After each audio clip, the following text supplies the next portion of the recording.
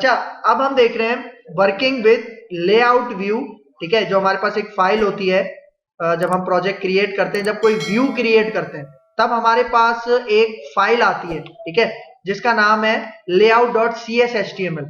ठीक है, जिसको मैं यहाँ पे क्या कह रहा हूँ, मास्टर पेज कह रहा हूँ। ठीक है, मतलब मास्टर पेज का कॉन्सेप्ट जो हमने ASP.NET के अंदर पढ़ा था, यहाँ पे जो वो कॉन्सेप्ट है वो कौन सी फाइल के अंदर हमें मिलता है, layout.cshtml की फाइल में, जिसको हम लेआउट व्यू कहते हैं। ठीक है, मतलब जिस तरह ASP.NET के अंदर हम क्या करते थे, मास्टर पेज की मदद से हम क्या करते थे कि अगर मेरे वेब एप्लीकेशन में मल्टीपल पेजेस हैं और उन मल्टीपल पेजेस में आपको पता है कि नेव बार सेम होती है, हेडर सेम होता है, फुटर सेम होता है, तो जो कोड सारे पेजेस में सेम होता है वो मैं कहां पे रखता था, मास्टर पेज के अंदर रखता था।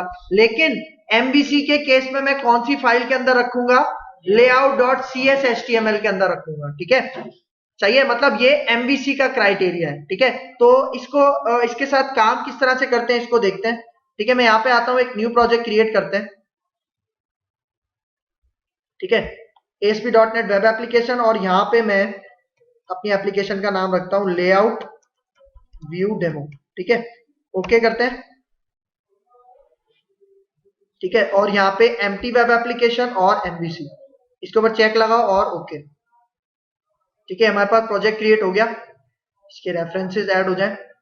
इसके बाद हम एक कंट्रोलर क्रिएट करते हैं। ठीक है, कंट्रोलर के फोल्डर पे जाओ, राइट क्लिक करो, फिर ऐड, और एक कंट्रोलर ऐड करवाते हैं। ठीक है, MVC5 कंट्रोलर एम्प्टी लेते हैं और इसका नाम रखते हैं होम। ठीक है, ऐड करवाते हैं इसको।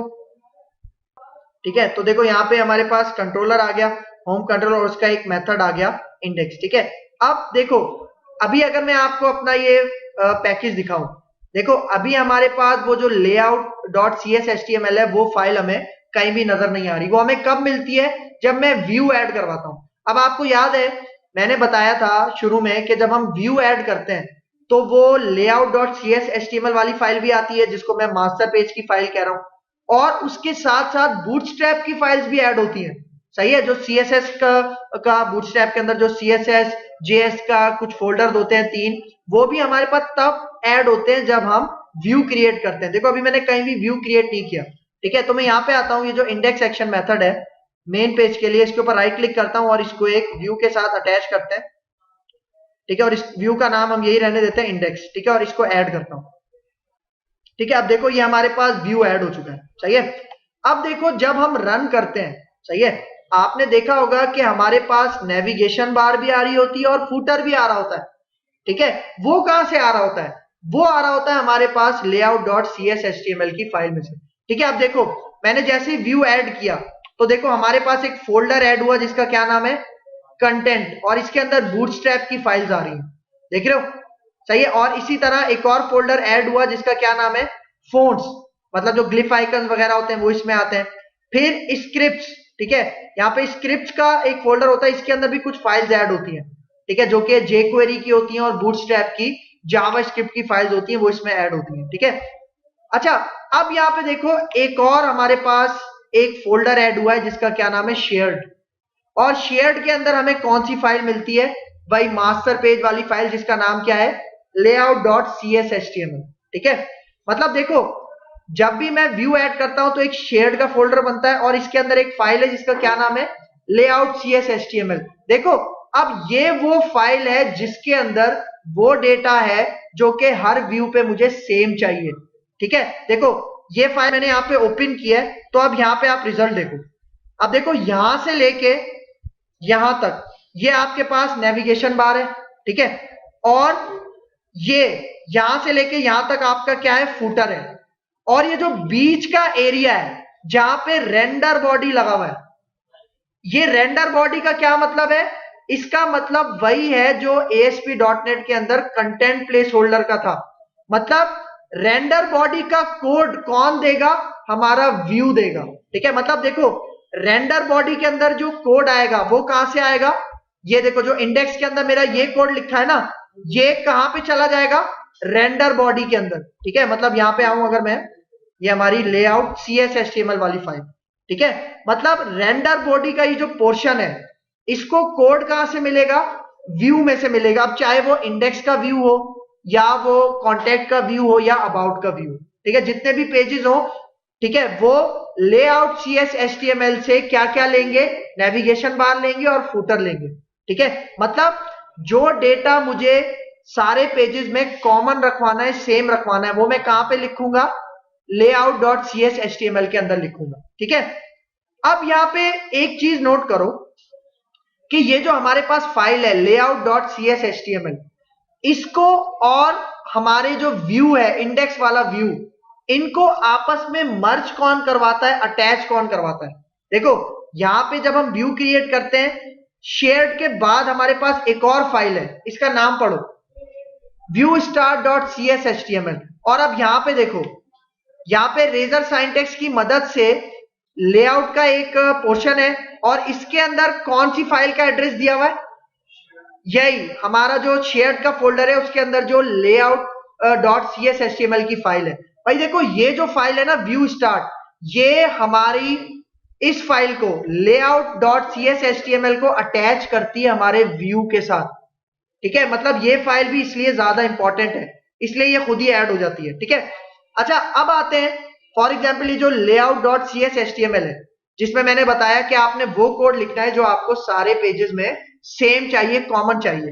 तो देखो यहां पे मैं थोड़ी सी इसको सेटिंग करता हूं। मतलब देखो यहां पे डायरेक्ट नेविगेशन बार बनी हुई है, मतलब यहां पे जो बूटस्ट्रैप का ग्रिड सिस्टम है वो फॉलो नहीं हो रहा, ठीक है। मतलब देखो डायरेक्ट नेव बार स्टार्ट हो रही है। मैं यहां पे आता हूं, मैं एक डिव बनाता हूं, ठीक है, और इसके अंदर एक बूटस्ट्रैप की क्लास यूज करता हूं जिसका नाम है कंटेनर, ठीक है, सही है। और इस कंटेनर के अंदर मैं बंद क्या कर दूंगा? देखो जितना भी मेरा कोड है ना, जिसके अंदर नैव बार है, रेंडर बॉडी है, फुटर है, ठीक है, यहां पे मैं इसका डिव क्लोज कर दूंगा, ठीक है। मतलब देखो ये जो डिव है, ये जो मैंने अभी हाईलाइट किया है, किसका डिव है?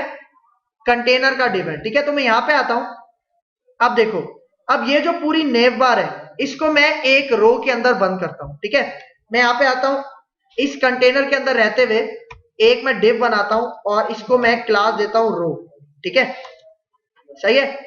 और इसके अंदर मैं किसको बंद कर दूंगा? हमारी नेविगेशन बार को बंद कर दूंगा, ठीक है। तो नेविगेशन बार का डिव जहां पे बंद हो रहा है, ठीक है, यहां पे आते हैं, देखो यहां बंद हो रहा है, तो इसके बाद मैं अपनी रो का डिव क्लोज कर देता हूं, ठीक है।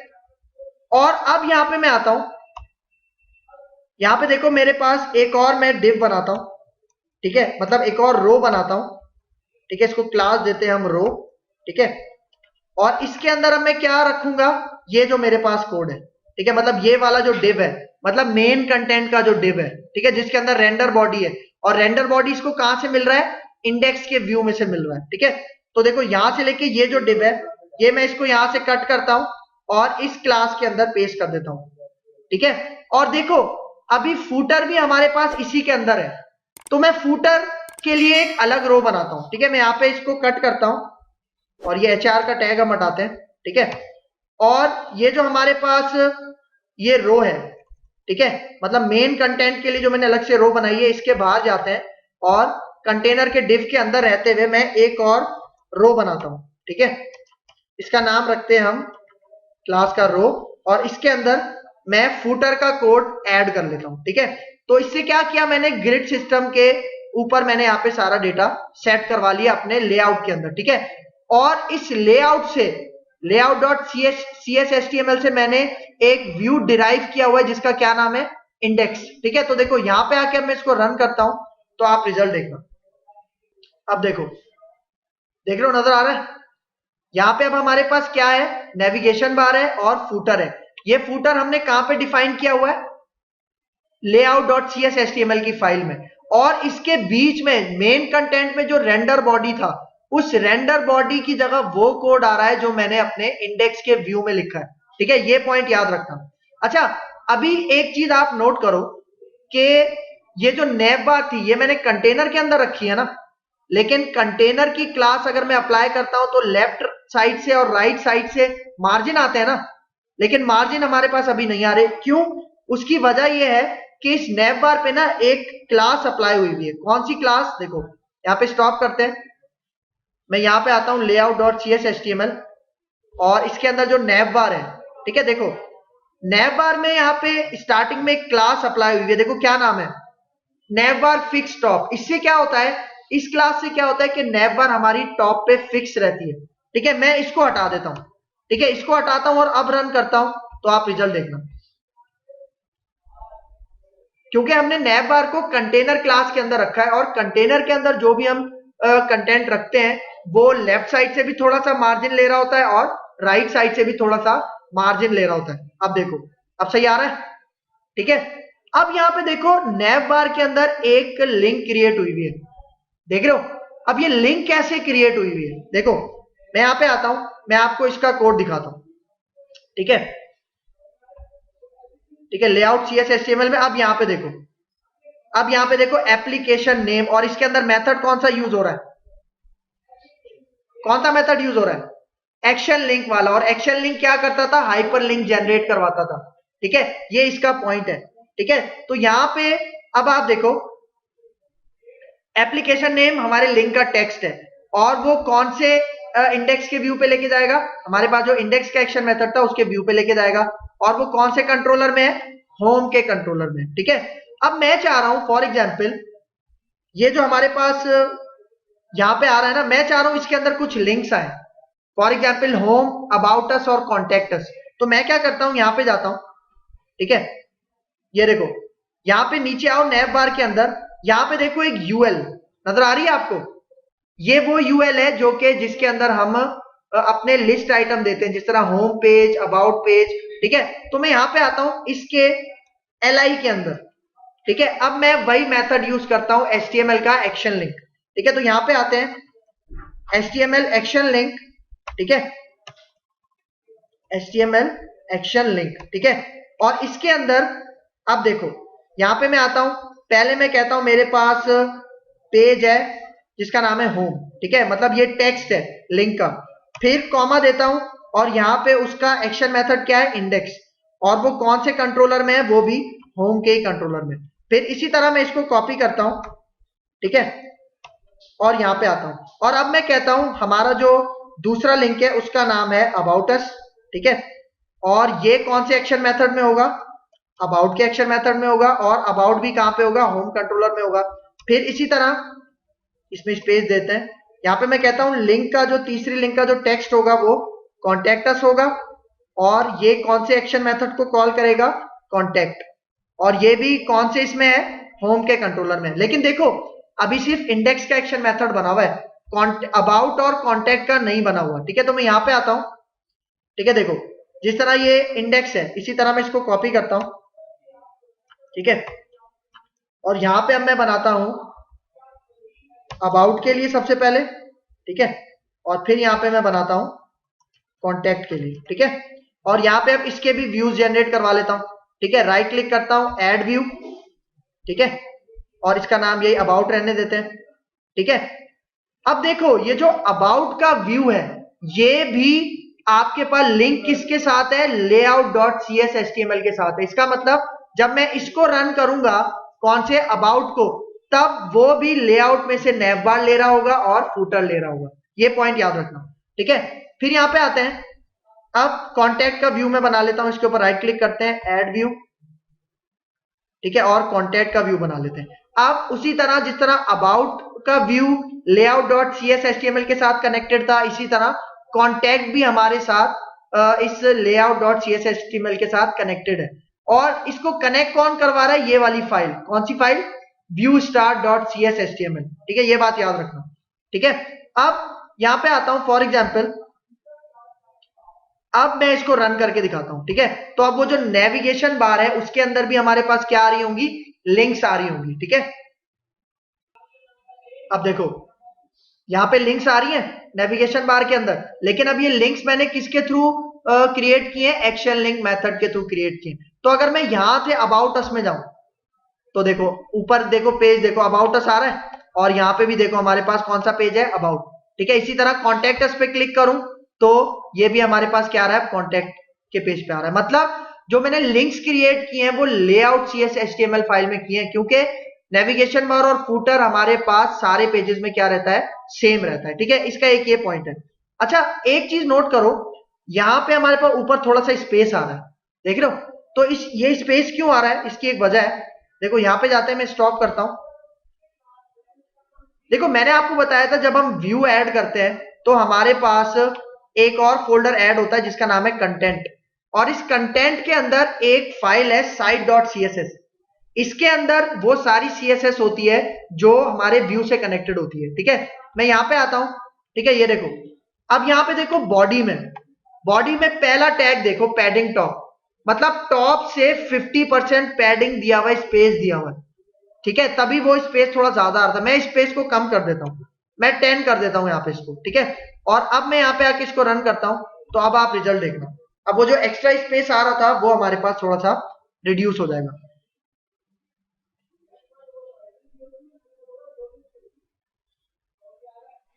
ठीक है, अब देखो स्पेस रिड्यूस हो गया, ठीक है?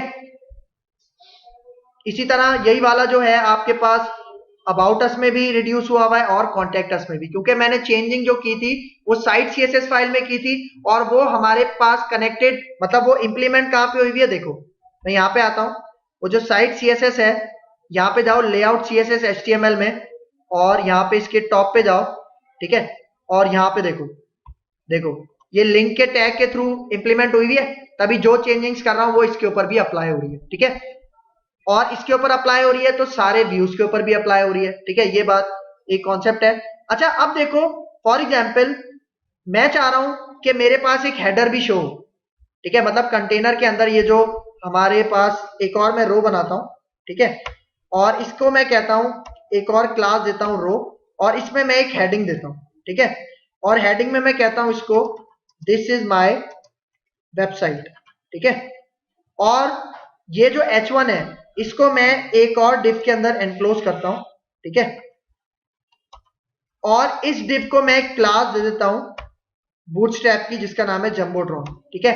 मतलब बड़ी एक हेडिंग आएगी। अब देखो ये काम मैंने सिर्फ कहां पे किया है, layout.cs HTML में किया है, ठीक है? नैव बार के ऊपर, क्योंकि हेडर भी सारे पेजेस में सेम रहता है। तो अब ये जो हमारे पास हेडर है ये अबाउट में भी सेम नजर आएगा, इंडेक्स में भी और कॉन्टैक्ट में भी। तो यहां पे आके अगर मैं इसको रन करूं तो अब आप रिजल्ट देखना, ठीक है? अब देखो हेडर आ रहा है, सही है? और यहां पे आके अभी ये होम पे आ रहा है, इंडेक्स के एक्शन मेथड के व्यू पे आ रहा है। अबाउट अस में जाता हूं तो देखो अबाउट के पेज में भी हमारे पास हेडर आ रहा है, और इसी तरह कॉन्टैक्ट अस पे जाता हूं तो कॉन्टैक्ट अस पे भी हमारे पास देखो वही हेडर आ रहा है, ठीक है? तो इस तरह से आप इसको क्या कर सकते हो, यूज कर सकते हो layout.cs HTML फाइल को, ठीक है? अच्छा एक चीज मैंने आपको यहां पे बताई थी, इसके अंदर ये जो हमारे पास मेथड होता है रेंडर बॉडी का, ये रेंडर बॉडी का मेथड मैंने कहां पे दिया हुआ है, जहां पे मेरा मेन कंटेंट है, ठीक है? मेन कंटेंट में रेंडर बॉडी मैंने क्यों दिया हुआ है, क्योंकि इसकी जगह पे अबाउट में, कॉन्टैक्ट में और इंडेक्स में डिफरेंट डेटा आएगा, सही है? मतलब ये जो रेंडर बॉडी है डिफरेंट डेटा को रिप्रेजेंट कर रहा है, ठीक है? जो कि सारे पेजेस में अलग अलग होंगे, ठीक है? ये पॉइंट याद रखना, सही है? तो यहां पे हमारे पास ये कॉन्सेप्ट था लेआउट व्यू, ठीक है? मतलब मास्टर पेज MVC के अकॉर्डिंग। क्लियर है यहां तक?